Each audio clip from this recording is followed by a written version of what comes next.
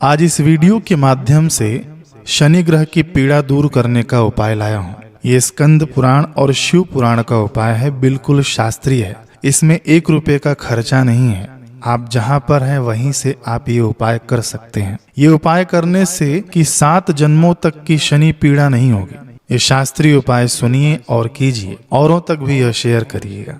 ये उपाय इतना महत्वपूर्ण है कि शनि पीड़ा को खत्म करने के लिए हम लोग कई उपाय करते हैं, कई विधि विधान करते हैं, लेकिन जो शास्त्र कहते हैं, जो शनि देव ने वरदान दिया है, वो उपाय हम अवश्य करें।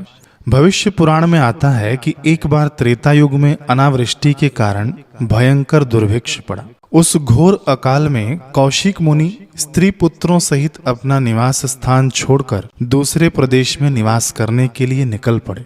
कुटुंब का भरण पोषण दूभर हो जाने के कारण बड़े कष्ट से उन्होंने अपने एक बालक को मार्ग में ही छोड़ दिया। वह बालक अकेला भूख प्यास से तड़पता हुआ रोने लगा।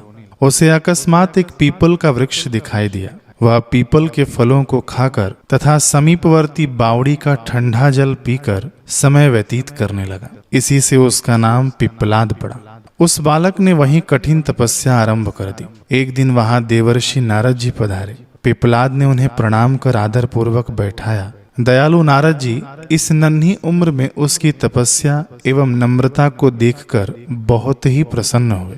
उन्होंने बालक के उपनयन आदि सब संस्कार कर उसे वेद का अध्ययन कराया। साथ ही 12 मंत्र ओम नमो भगवते वासुदेवाय की दीक्षा दी। अब पिप्पलाद प्रतिदिन भगवान का ध्यान एवं गुरु मंत्र का जप करने लगा। थोड़े ही समय में बालक के तप से संतुष्ट होकर भगवान विष्णु वहां प्रकट हुए। अपने सदगुरु देवर्षि नारद जी के श्रीमुख से सुने हुए वचनों के आधार पर बालक ने उन्हें पहचान लिया। भगवान ने प्रसन्न होकर उसे ज्ञान और योग का उपदेश प्रदान किया एवं भक्ति का आशीर्वाद देकर अंतर्ध्यान हो गए। भगवान के उपदेश से वह बालक महाज्ञानी महर्षि हो गया। एक दिन महर्षि पिप्पलाद ने नारद जी से पूछा, महाराज, किस कर्म के फल स्वरूप मुझे इतना कष्ट उठाना पड़ा? इतनी छोटी अवस्था में भी मैं क्यों ग्रहों द्वारा पीड़ित हो रहा हूँ? मेरे माता पिता का कुछ भी पता नहीं, वे कहाँ हैं?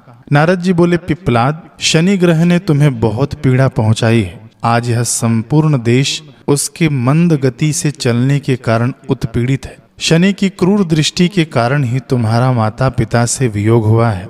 देखो, वह अभिमानी शनैश्चर ग्रह आकाश में प्रज्वलित दिखाई पड़ रहा है। यह सुनकर महर्षि पिप्पलाद अत्यंत क्रोधित हो गए। उन्होंने शनि ग्रह को ग्रह मंडल से नीचे गिरा दिया।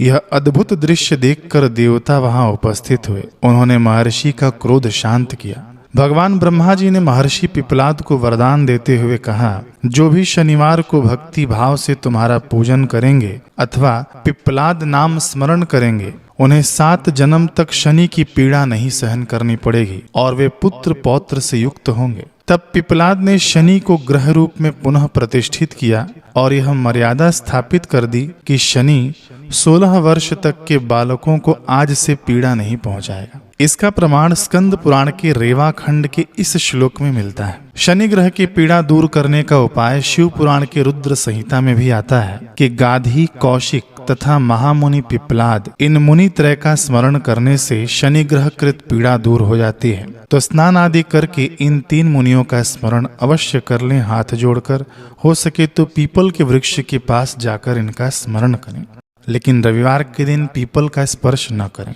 महामुनि गाधी, महामुनि कौशिक तथा महामुनि पिप्पलाद, हम आपका स्मरण करते हैं। आप हमें शनि ग्रह की पीड़ा से बचाइए। हरे कृष्ण।